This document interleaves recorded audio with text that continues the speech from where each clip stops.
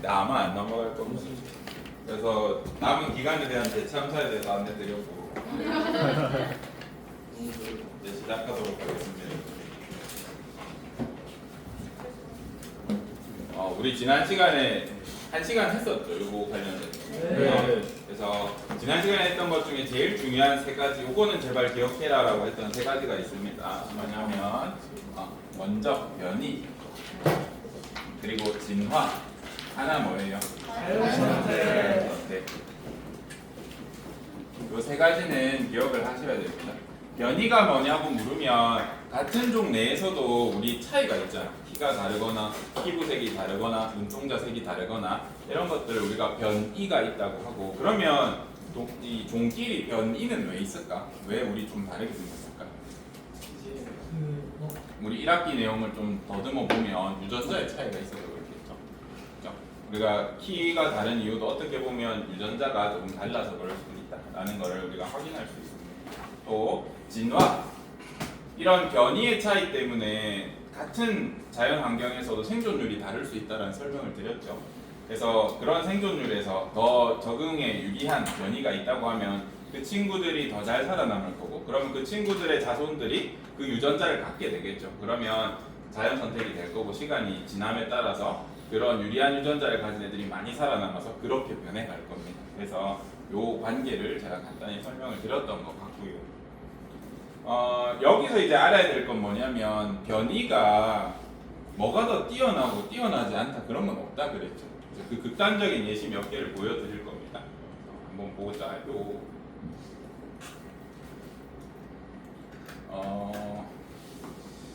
어떤 게 있냐면 빈혈이라는 병을 아세요? 빈혈이 뭘까요? 피가 없어서. 빈부격차일 때 빈자 말씀이에요. 피가 많이 없는 거예요. 그래서 빈혈이 있는 사람이 있고 빈혈이 없는 사람이 있다라고 하면 사는 게 누가 더 잘 살 것 같나요? 빈혈이 없는 사람. 대부분의 상황에서는 빈혈이 당연히 없는 게 잘 살 겁니다. 빈혈이라는 건 피 자체가 모자란 경우도 있지만 그것보다는 적혈구가 부족해요. 적혈구의 역할이 뭐죠, 여러분? 산소를 운반. 맞아. 산소를 운반해. 그럼 적혈구가 많이 없단 말은 뭘 못한다는 소리야? 산소 운반을 잘 못해. 그래서 조금만 걸어도 피곤하고 지치고, 그 다음에 막 걷다가 쓰러지고 이런 일이 종종 생깁니다. 여러분도 빈혈을 간접 경험할 때가 있는데요. 누워있다가 갑자기 일어났을 때 뭔가 어지러우면서 세상이 반짝거리고 그런 경험 있죠? 네. 빈혈인 친구들은 이게 24시간 유지된다라고 보시면 되고, 또 어떨 때 느껴볼 수 있냐면 엄청 더울 때 차가운 거 빵 먹으면 이렇게 될 때 있잖아요. 그때 올라가던 피가 갑자기 차가운 거 만나면 약간 경동맥이 착 수축되거든요. 그러면서 피가 잠깐 멎어. 한 0. 몇 초 정도 멈춥니다. 그 정도 충격만 해도 여러분 머리 아프죠? 그게 24시간 지속된다 라고 보시면 사는데 굉장히 불편할 겁니다. 그러면 일반적인 상황에서 당연히 빈혈이 없는 게 유리할 것 같은데, 이 빈혈이라는 차이마저도, 변이마저도 어떤 지역에 가면 빈혈이 있어야만 사는 지역이 있어요. 아프리카의 일부 지역입니다. 아프리카 일부 지역에 가면 여기 지역 사람들은 전부 다 빈혈이 있다. 신기하죠? 그래서 빈혈이 없는 사람이 여기 가. 한 1, 2년 있으면 죽어. 신기하죠? 그래서 과학자들이 연구를 합니다. 이거 왜 이러지? 보니까 이 사람들이 가진 빈혈은 남모양 적혈구 빈혈이라는 특이한 빈혈. 그리고 이 아프리카 여기 지역에 굉장히 특징적인 게 뭐냐면 말라리아가 엄청 심해. 우리나라 올해 말라리아 좀 심하다고 말씀드렸었는데, 여기는 그냥 사는 모든 모기가 그냥 말라리아 모기야. 그래서 감염거에 걸린다고 보시면 됩니다. 그래서 요거 가지고 한번 설명해 볼게요. 요 사람들은 그러면 남모양 적혈구 빈혈증이라는 변이를 가진 사람이 자연 선택된 거잖아요. 왜 그렇게 되는지 한번 보자.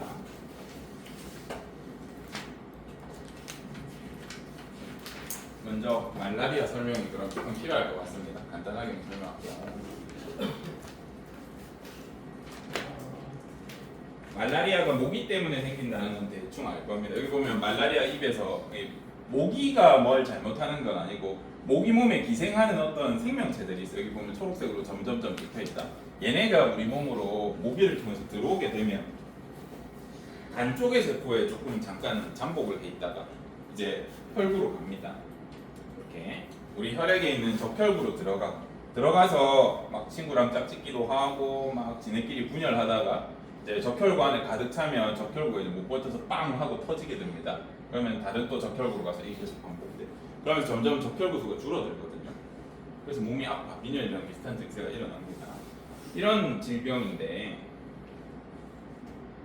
좀 전에 그 아프리카 사람들이 어떤 병이라 그랬죠?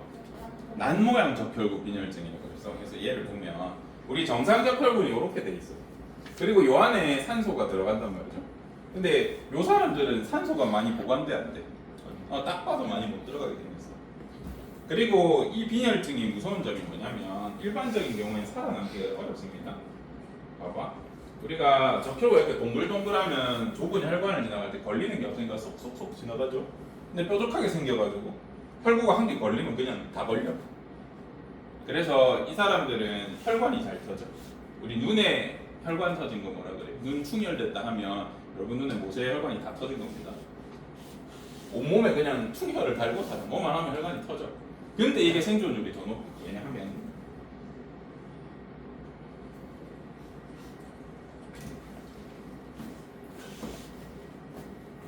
말라리아 초록색으로 표현해서 초록색으로 그릴게요. 여기 커다란 적혈구에 들어가면 말라리아들이 막 움직이면서 생활하기가 좋단 말이죠.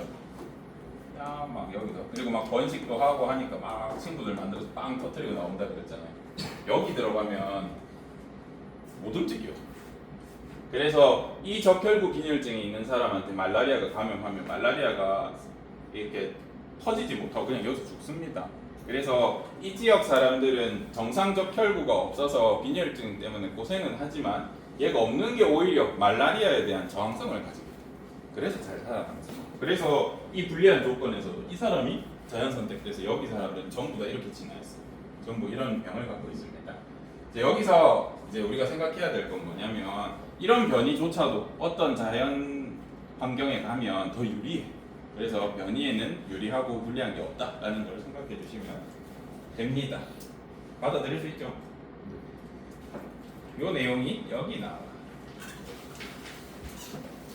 우리 교과서 215쪽에 나옵니다. 같은 변이라도 어떤 환경에서는 유리하지만 다른 환경에서는 불리하게 작용할 수 있다. 심지어 앞모양 적혈구 때문에 생긴 빈혈증조차도 생존에 불리하지만 이 말라리아가 자주 발생하는 아프리카에 뭐 이름 어렵죠. 쿵룸룸움파 뭐 있거든요. 거기 지역에는 이 빈혈증 가진 사람이 잘 살아납니다. 거기에 이주해서 오랫동안 정상 적혈을 가진 사람은 얼마 못 살고 죽습니다. 뭐 당연히 모기에 대해서 잘 대비하면 살긴 살겠죠. 네, 평생 살라 그러면 그건 어려울 겁니다. 그래서 말라리아 저항성이 있으면 생존에 유리하기 때문이다. 이 빈혈증 때문에 설명할 수 있습니다.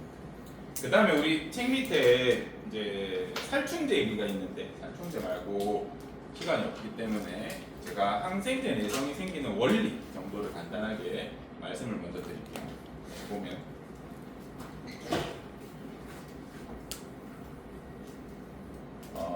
세균도 얘들아 사람처럼 변이가 있어. 우리가 키 크고 작은 것처럼 또 우리 털 많은 친구 적은 친구 있죠. 세균도 이렇게 털이 길고 이렇게 이런 친구도 있을 것이고 이런 세균 A라고 할게. 같은 종임에도 불구하고 이런 친구도 있겠죠. 까까머리처럼 이렇게 고구마처럼 생긴 이런 애가 있을 겁니다. 이런 애 B라고 할게요. 근데 우리가 개발한 어떤 항생제 A는 항생제다. 이 항생제는요, 여기 세균이 가지고 있는 섬모라고 하는 털을 통해서 요 안에 들어가서 세균을 죽여. 그러면 똑같은 종인데 털이 긴 세균이 있고 털이 짧은 세균이 있어. 털이라고 표현할게. 그러면 어느 세균이 항생제가 처리된 환경에서 더 잘 살아남겠어? B. 당연히 B가 더 잘 살아남겠지. 그죠? 이런 두 가지 변이가 있을 때 B가 더 잘 살아남을 겁니다. 그러면 내가 계속 항생제를 처리하면 살아남는 애는 거의 B만 있겠죠. 얘 50마리, 얘 50마리가 내 몸에 감염했어. 근데 내가 항생제 처리하다 보면 나중에 거의 B가 대부분 존재하겠죠. 그래서 B가 자기끼리 이렇게 교배하거나 유전자 전달을 하면서 얘 자식은 계속 털 짧은 애가 존재할 겁니다. 그럼 시간이 지나면서 A는 다 죽었어. B만 남았어. 그럼 이제 저 항생제가 안 된다는 이런 일이 생길 겁니다. 그럼 선생님 변이가 있으면 어쨌든 저항성을 가질 수도 있는 건데 그럼 우리가 항생제를 먹으면 계속 이런 애가 생기나요? 라고 하면 그렇다 할 수도 있는데 사람이 바보가 아니라서 어떻게 대처하냐면 그럼 선생님 이런 경우에 어떻게 해요? 라고 하냐면 봐봐. 방금 제가 설명드린 이 항생제 농도는 1이야. 항생제 농도를 1 정도 처리하면 A는 죽고 얘는 살아. 그럼 우리는 어떻게 하냐면 여러분이 항생제 처리받았을 때 받는 약의 용량은 사람이 딱 죽지 않을 한 100 정도 때려박아요. 그러면 어쨌든 털을 통해서 들어가는 약이니까 털이 조금이라도 있으면 100 정도 하면 들어가야겠죠. 그래서 죽일 수 있습니다. 그래서 여기서 아셔야 될 건 뭐냐면 우리 보통 병원에서 항생제 얼마 기간 동안 처방해줘요? 짧으면 3일, 길면 일주일. 뭐 헬리코박터나 이런 건 뭐 한 2주까지 처방할 겁니다. 얘는 안전기간이 혹시나 여러분의 몸에 감염한 이 세균들이 A타입만 들어왔어. 그러면 하루만 먹어도 농도 100 때려봤기 때문에 다 죽어요. 그래서 괜찮을 수 있는데 혹시나 B타입도 들어왔어. 그리고 내가 농도 100 처리했지만 하루는 살아남을 수도 있거든요. 그래서 여러분이 3일 먹으라 하면 3일 동안 복용하면 저런 항생제에서 죽을 가능성이 있는데 무조건 다 죽어. 3일 동안 100농도의 쩔을 그냥 절여버려. 그래서 죽는데 여러분이 먹다가 갑자기 하루 먹었더니 괜찮아. 그래서 약을 안 먹는다거나 그 다음에 까먹었어. 대충 먹는다거나 하면 혹시라도 B 같은 애가 들어왔을 때 얘가 저기 항생제에 대한 저항성을 가진 애들이 남아가지고 막 하루 동안 100인 건 버텨낸 거야. 그러면 그 친구들은 100에 대해서 버텨낸 애들이 또 자손을 계속 만드니까 이제 이야기 안 들어요. 그럼 어떻게 해야 돼? 죽어야 돼? 아니, 우리 항생제 많으니까 다른 종류의 항생제를 또 처리하면 됩니다. 근데 우리 지구의 역사는 빌런 한두 명이 바꾼다고요. 3일 저거 먹으라 했는데 까먹은 사람이 계속 먹을까? 안 먹어요. 계속 그거 반복하면 나중에 우리가 개발한 수백 종의 항생제가 다 안 듣는 상황을 만들어요. 또 그렇게 되면 이제 슈퍼박테리아가 되는 겁니다. 지금 우리 슈퍼박테리아 한 2종 정도 발견돼 있습니다. 인간이 개발한 그 어떤 약으로도 안 죽어. 걸리시면 죽으셔야 되고 재수 좋아서 스스로 면역력으로 살아남는 방법밖에 없습니다. 이분한테는. 알겠죠? 그래서 항생제 처방 받으면 먹으라는 기간 동안에는 안 아파도 먹는 게 낫다라는 설명을 드립니다. 근데 너무 내가 힘들고 그러면 의사쌤한테 말해서 줄여달라고 하셔야 됩니다. 이렇게 된다. 제대로 안 지키면. 밑에는 살충제로 설명이 되어 있는데 살충제는 좀 이해하기가 어려워서 제가 간단하게 내성에 대한 얘기를 한 거고요. 그래서 이거를 우리가 눈으로 한번 보기 위해서 간단하게 모의 실험을 책에서 하고 있습니다. 이제 보겠습니다. 소리가 좀 안 나는 것 같아요. 원하나? 갑자기 소리 크게 나오니까 조심해라.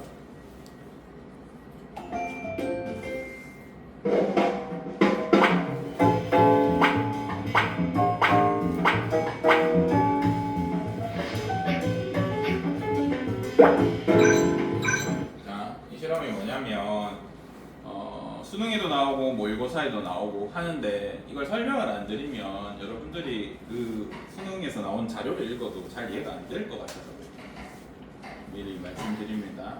이 실험은 우리가 항생제가 아니라 세균한테 항생제를 처리했을 때 내성이 어떻게 생기는지를 그냥 임의적으로 한번 보는 거예요.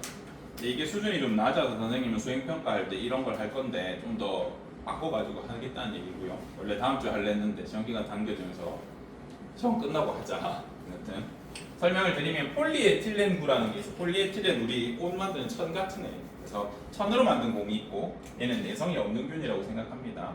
그 다음에 스티로폼으로 만든 균이 있어. 얘는 공이 있어. 얘는 내성이 있는 세균이라고 우리 생각합니다. 왜 이렇게 생각하냐면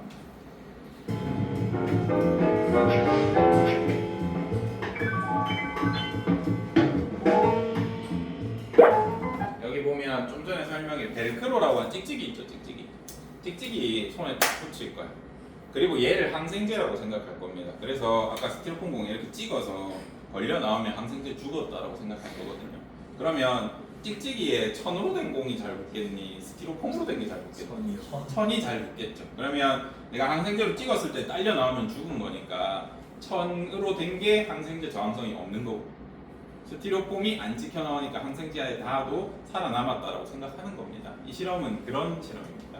그래서 그걸 모의적으로 해보는 거예요.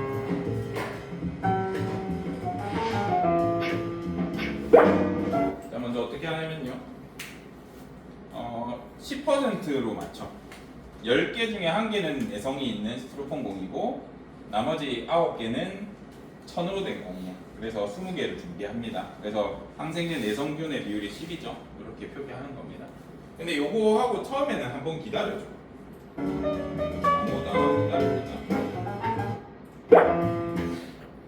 기다려. 뭐야? 한번 찍어보는 거야.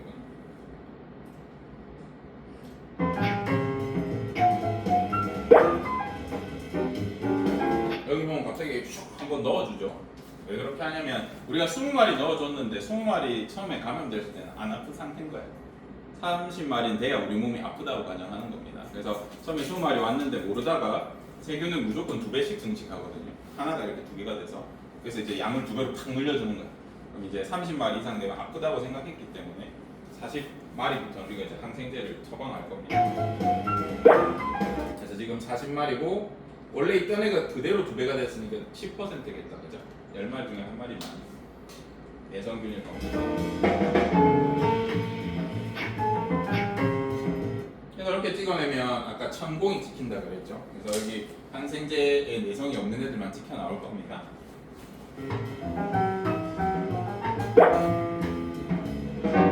그랬더니 내성 세균 비율이 당연히 증가하겠죠. 그죠? 이걸 반복하는 겁니다. 반복하면 이거 계속 반복하면 찍어내고 양 늘려주고 찍어내고 양 늘려주고 찍어내고 양 늘려주면 나중에 거의 70% 넘는 애들이 다 스티로폼 공으로 바뀌게 되고 계속하면 계속 늘겠죠. 이런 식으로 항생제 내성균이 증가한다라는 걸 간접적으로 보여주는 실험입니다. 그래서 우리는 약을 처방할 때 이 스티로폼 공조차 찍힐 정도로 잔뜩 해가지고 이렇게 퍼내는 느낌으로 약을 처방하고 있기 때문에 과하긴 하지만 이게 안전하다. 그러면 내성균도 죽어버리거든요. 실제로는 그렇게 하고 약을 적당히 대충 먹으면 100의 농도까지 안 올라가거든요.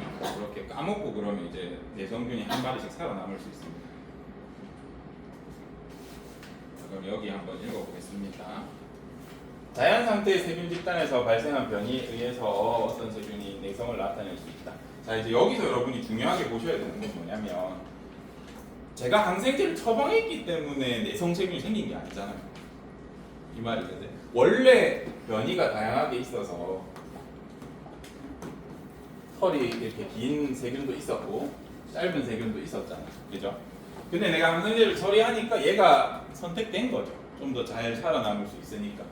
그래서 얘가 비율이 많아지고 항생세균의 비율이 높았던 거지. 내가 항생제를 처리하니까 이 항생제를 피해서 내가 털이 짧아져야겠네. 이건 아니라고. 이해돼요? 우리가 흔히 진화라고 생각하면 내가 항생제를 처리했기 때문에 내성이 생겨났다 라고 생각하는데 그런 개념이 아니라 원래부터 내성 있는 균이 있는데 그 환경에서 비율이 높아졌다. 이렇게 이해해 주셔야 됩니다. 여기서 제일 오개념 생기는 게 그거다. 내가 항생제 처방했다고 생기는 게 아닙니다. 이해되시죠? 그래서 이 과정이 오랫동안 반복되면서 그런 방향의 비율이 변하는 것처럼 생물도 그렇다라는 거를 얘기하고 싶은 겁니다. 이 책. 이렇게 하면 원래 끝내야 되는데 오늘 다 끝내야 돼가지고 요거 한번 잠깐만. 요 페이지 몇 페이지예요? 218, 219 한번 봅시다. 우리가 이제 생태계라는 얘기를 많이 하는데 우리 건강한 자연환경, 건강한 생태계의 기준이 뭘까요? 한번 생각해 본 적 있나요? 이 생태계가 건강하다, 좋다라고 했을 때 우리 책에 보면 우리가 건강한 생태계에 가면 기분이 좋대. 근데 기분이 좋은 걸로 여기가 건강하다 판단할 수는 없잖아, 그죠? 우리는 어떻게 판단하냐면 생태계가 건강하다, 자연환경이 지금 좋은 상태다라고 하면 변화에 잘 적응하면 우리는 그 생태계가 건강하다라고 보는 겁니다. 예를 들어서 내 몸으로 한번 생각해보자. 내 몸이 지금 아파. 다시 내 몸이 건강하면 친구 막 장난을 걸어도 막 웃어서 넘길 수 있고 한번 툭 쳐도 막 웃고 이렇게 넘어갈 수 있는데 지금 내가 너무 아파. 정신적으로 지금 엄청 우울한 상태야. 근데 와가지고 나한테 그냥 욕을 했어. 영서야 미친놈아 이렇게 치는데 그날은 내가 겁나 기분이 나쁘네. 미친놈 내가 미쳤다고 이 미친 새끼 이렇게 된다. 또 건강할 때는 튼튼할 때는 막 한 대 치는 건 문제 없죠. 근데 내가 지금 엄청 아파 안 좋아. 너무 아파가지고 한 70일 굶어가지고 지금 피골이 상했어. 아픈데 와가지고 병원 차 이렇게 쳤어. 뼈 다 부러졌거든요. 그래서 건강한 거랑 안 건강한 거를 우리가 만약에 차이를 둔다면 주변에 뭔가 환경 변화나 누가 자극을 줬을 때 잘 버티면 우리가 건강하다고 생각한단 말이죠. 자연환경도 그렇다. 그래서 이걸 판단할 때 쓰는 게 생물 다양성이라는 개념입니다.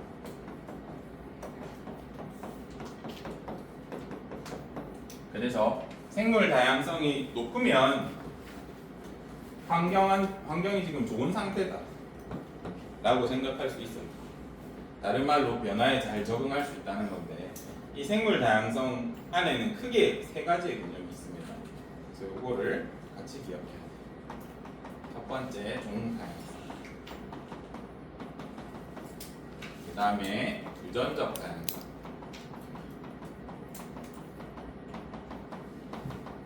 세 번째 생태계 다양성. 좀만 힘들어도 참으세요. 다시 생물 다양성이 높으면 이 자연 환경이 변화에 잘 적응한다는 거고 건강하다는 뜻이라고 그랬죠. 그래서 이 생물 다양성을 우리가 기준할 때 크게 세 가지 측면으로 봐. 그래서 다르게 표현하면 집합 배웠나요? 집합에서 보면 생물 다양성 안에 이 개념들이 포함되는 거예요. 그래서 종 다양성이 생물 다양성의 일부고 유전적 다양성이 부분 집합이고 부분 집합이다 생각해 주시면 받아들일 수 있죠.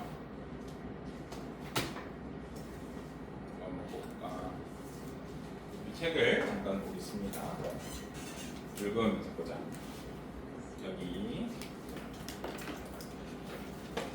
생태계에 존재하는 생물이 다양한 정도를 생물 다양성이라고 하고 생물 다양성에는 유전적 다양성, 종 다양성, 생태계 다양성이 포함됩니다. 유전적 다양성 한번 설명해 보겠습니다. 같은 종이라도 형태, 형질 차이가 나타나면 변이가 나타난다라고 했죠. 올라볼게. 유전적 다양성이 어디가 더 높냐라고 물어볼 때 이런 식으로 문항을 제시할 수 있습니다. 한번 비교해 보자. 똑같이 달팽이들이 사는데 여기 달팽이는 해오리 모양 가지고 있고 여기 달팽이는 해오리 모양도 있고 별표 문양도 있어. 어디가 유전적 다양성이 높게? B요. B가 높다라고 해주셔야 됩니다.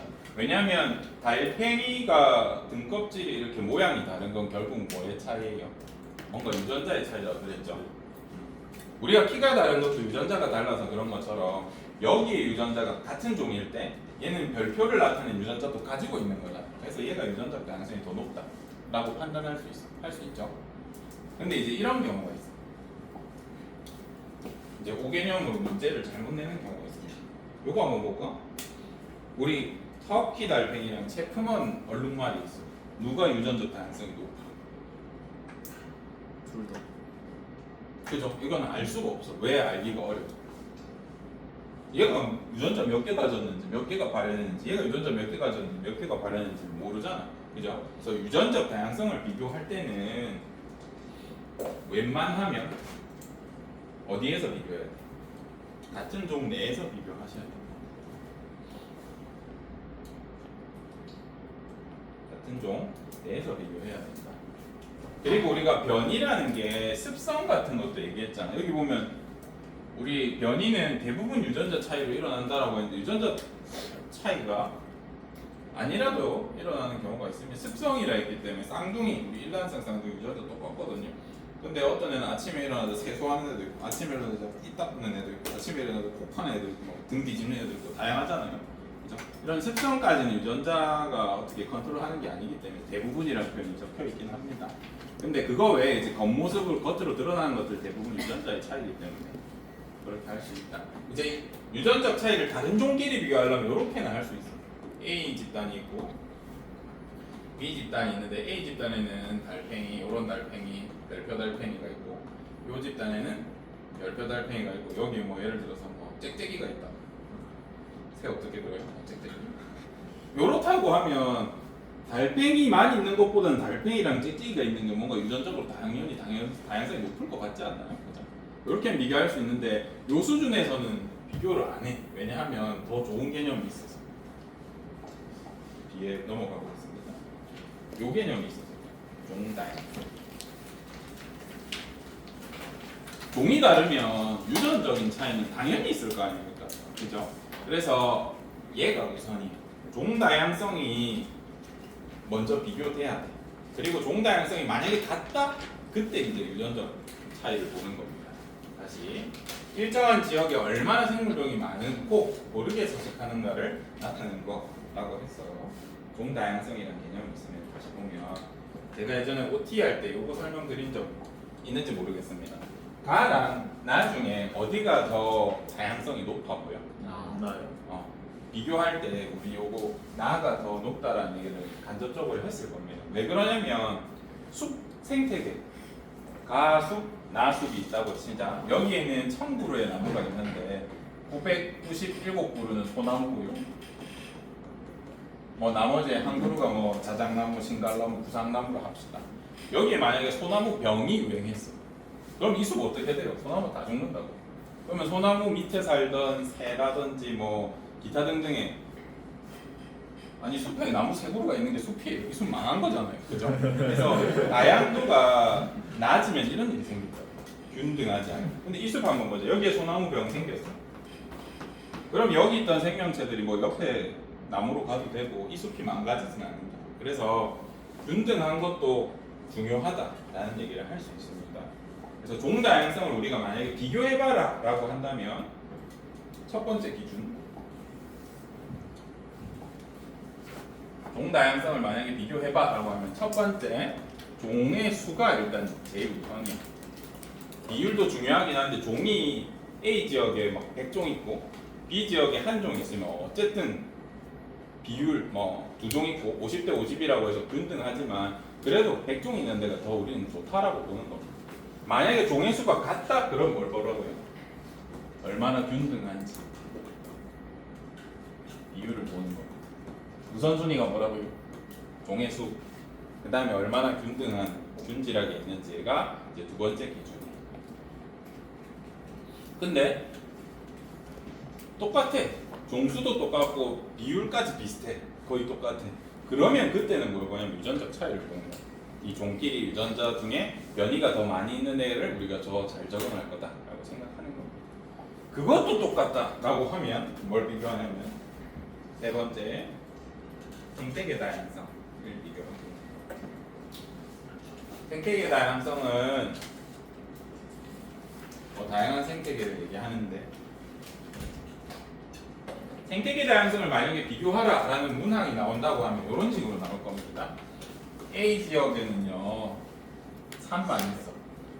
이걸 비교할 때는 먼저 뭐가 전제돼야 되냐면 종다양성 같고 유전적 다양성 같다. 근데도 불구하고 다양성을 비교하고 싶어. 이때 생태계 다양성이 더 높은지 볼 때 여기는 산만 있어. 근데 B 지역은 배산 임수 지형이야. 누가 더 생태계가 다양해? 이런 걸 선택할 수 있죠. 이렇게밖에 못 내. 요엔 봐봐. 삼림, 갯벌, 해양, 농경주 중에 다양성이 어디가 높아? 라고 하면 이상한 거라고요. 어떻게 알아? 가서 봐야지. 산만 있고 갯벌만 있는데 종의 수가 여기에 더 많을 수도 있고 아무것도 모르잖아. 그죠? 근데 종의 수도 똑같고 다 똑같은데 여긴 산이 있고 여긴 만약에 강이 있다라고 하면 변화에 이쪽에 있는 애들이 변화에 더 잘 적응할 거라고. 극단적으로 해볼게. 산불났어. 여기 있는 생태계 망하죠? 산불났어. 여기 있는 애들 일부라도 강으로 도망칠 수 있잖아.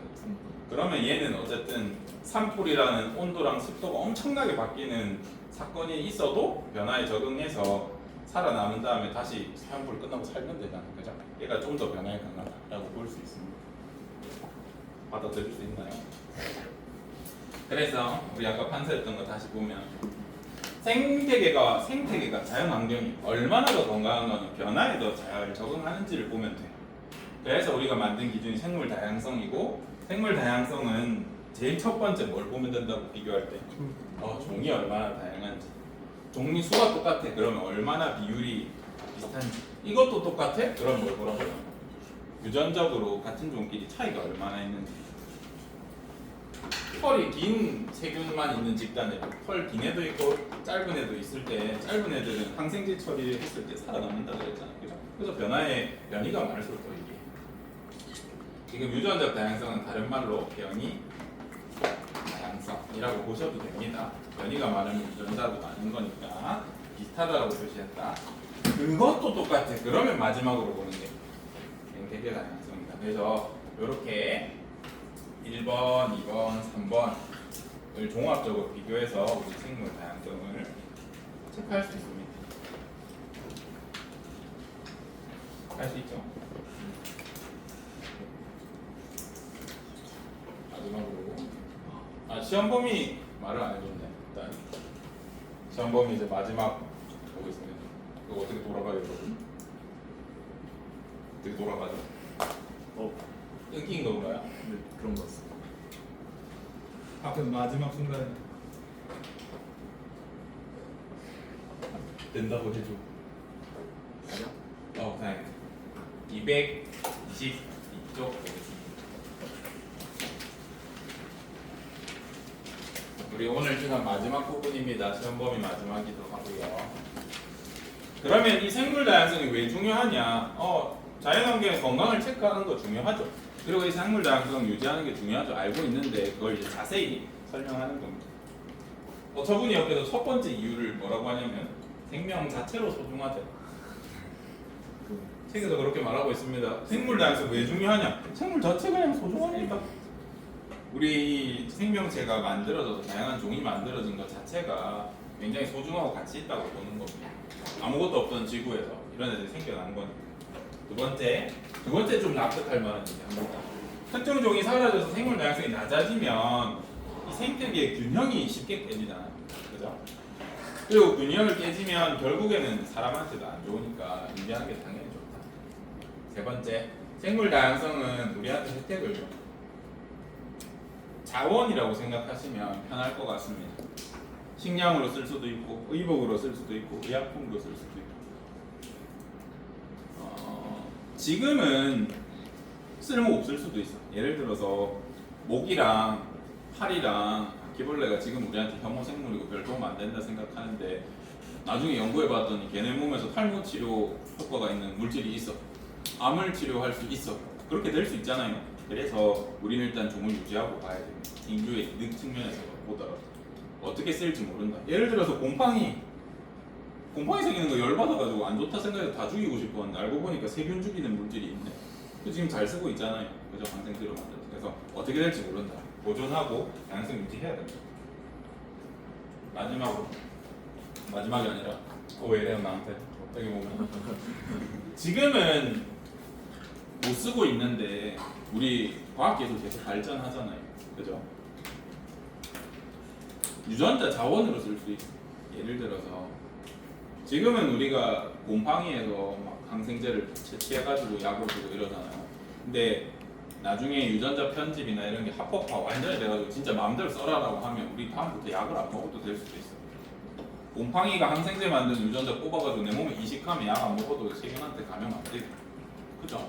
나중에 어떻게 쓰일지 모른단 말이야. 과학기술 발전에 따라서. 그래서 유지해둬야 되고. 마지막은 교과서 이런 거 왜 적어놨냐? 우리가 놀고 관광하기 좋대. 그렇답니다. 그래서 우리의 삶을 윤택하게 해준다라는 측면에서 좋게 쓰일 수 있다. 이렇게 해서 시험 범위는 다 했습니다. 와. 우리 시험 범위 212쪽부터 222쪽까지 다 했고요.